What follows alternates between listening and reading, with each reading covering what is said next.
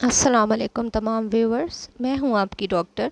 उम्मीद करती हूं सब खैरियत से होंगे।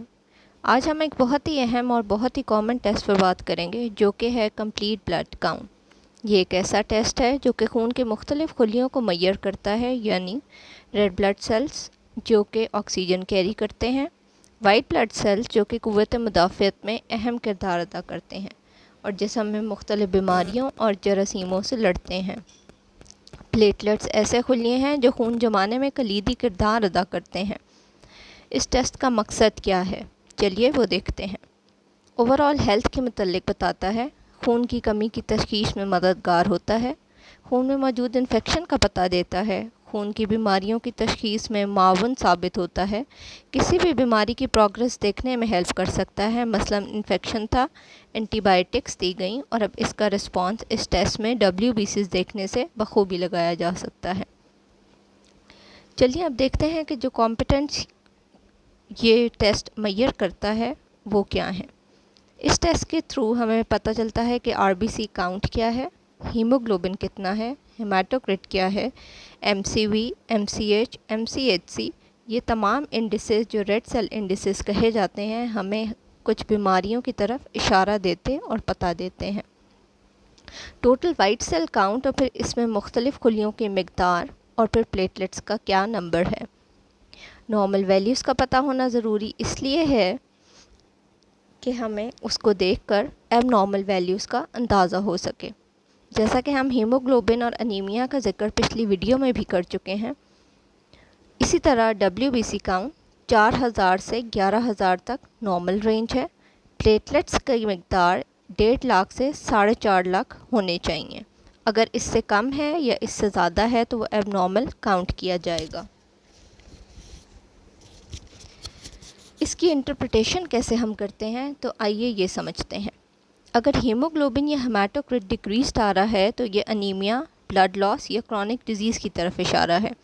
अगर हीमोग्लोबिन या हेमाटोक्रिट ज़्यादा है तो ये पॉलीसाइथीमिया, डिहाइड्रेशन या क्रॉनिक लंग डिजीज़ की तरफ निशानदही हो सकती है।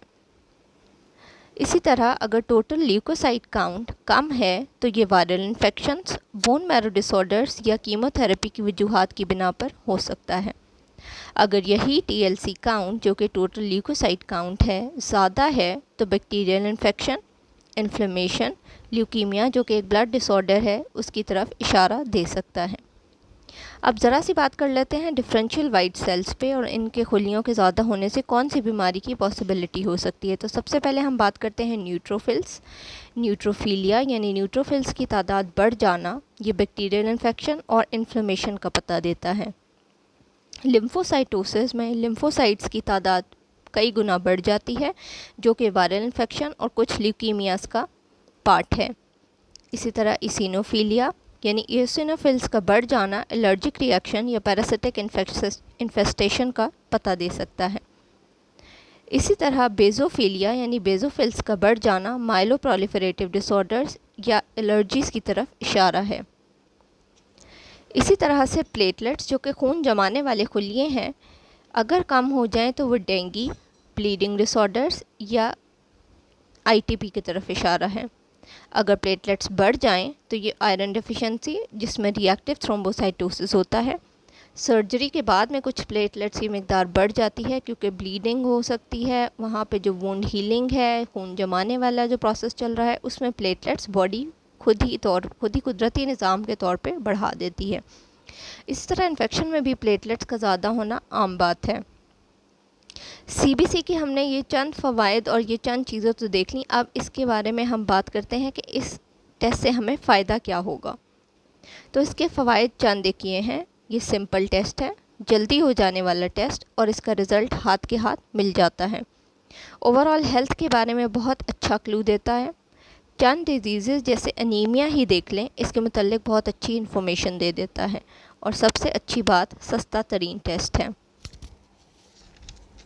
तो चलिए आज के लिए इतना ही। उम्मीद करती हूँ आपकी नॉलेज में इजाफ़ा हुआ होगा। Stay happy, stay healthy. Next video तक के लिए अल्लाह हाफ़िज़।